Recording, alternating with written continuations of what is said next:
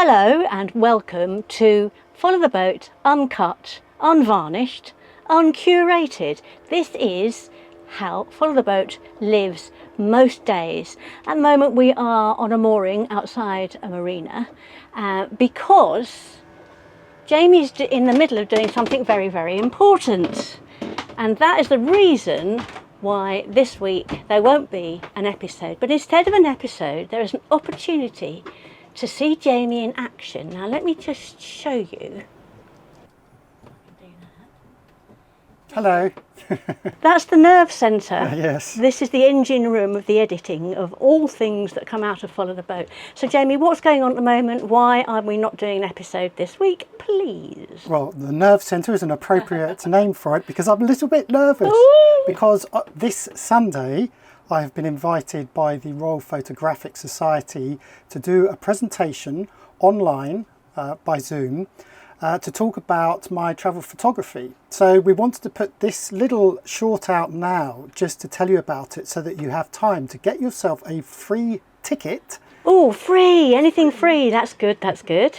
It's going to be at 2:30 GMT, so that's 2:30 in the afternoon GMT, 14:30. Right. And the theme of the presentation is exploitation versus empathy, subheading an open-minded approach to travel photography. So it really gives us a platform to talk about not only my photography but also how Liz and I approach local cultures as we travel. Yes, so it's how we interact with them, how you talk to them, how you win their respect and how they allow you to get so close into their communities. Yeah, exactly that. I think it's about gaining confidence, gaining trust, breaking down barriers perhaps.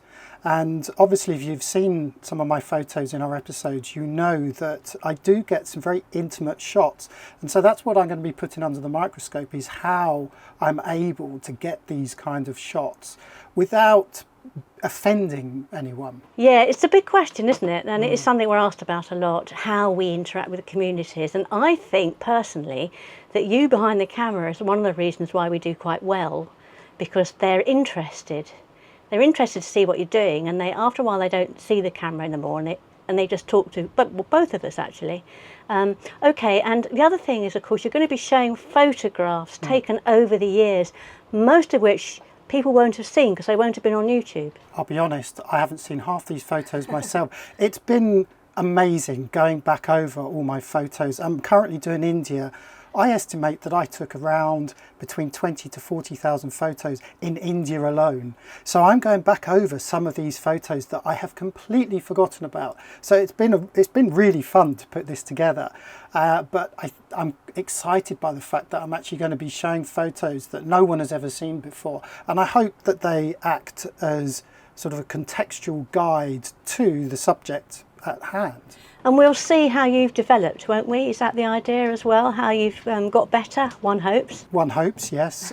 So we're going to be starting from Turkey. It's not going to be strictly chronological, but certainly we'll look at our passage, both from a sailing perspective and from a photography journey, from Turkey down the Red Sea to India and beyond.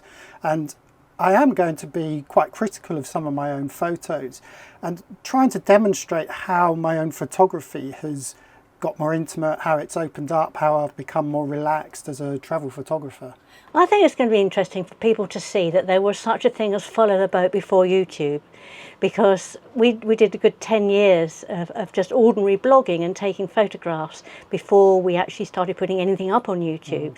And I think particularly India, because we've both talked, haven't we, about what a chance it would have been when we were there if we'd had a YouTube channel, how much there would have been to put on it. It's true, but at the same time, I realised that when we started doing our videos, I was doing less photography. And that's something, of course, that I've started to address in the last year or two. So I'm actually quite glad that we didn't have the video camera, because ultimately photography is my first love. And I think that I would have compromised some of my time shooting video for photography. So I'm actually quite glad that you know, I focused, excuse the pun, on the photography while in India, and you know, that's what I'm hoping to go back to. Okay, so everyone's got the opportunity to join. It's free. They just need to follow the link that we'll put underneath the video in the description to join up for free. It starts at 2 o'clock in the afternoon UK time, which means it's hopefully be a morning in the States, because we've got lots of US followers. Sadly for you, it does mean it's 10 p.m. over here. Yes, it's a bit of a late one. I'm hoping it may be a little bit cooler by then as well, because of course that's the other fun thing. We've got to contend with all the logistical issues of doing a live broadcast essentially from the boat, but fingers crossed, we should be good. But I need to get back to this because I need to finish off my structure, and then I'm hoping that you'll sit down with me and we can go through it together. Yes, I'm really looking forward to it. 10 o'clock means that I will just be trying to keep myself awake. I am part of the audience, so I hope to be able to see what he's been up to. It's been a long, long labour of love, and we hope that we will see you all there. In the meantime, next week, back to our episodes, where you'll find us, I think, going from Sumbawa to Lombok. Should be quite interesting.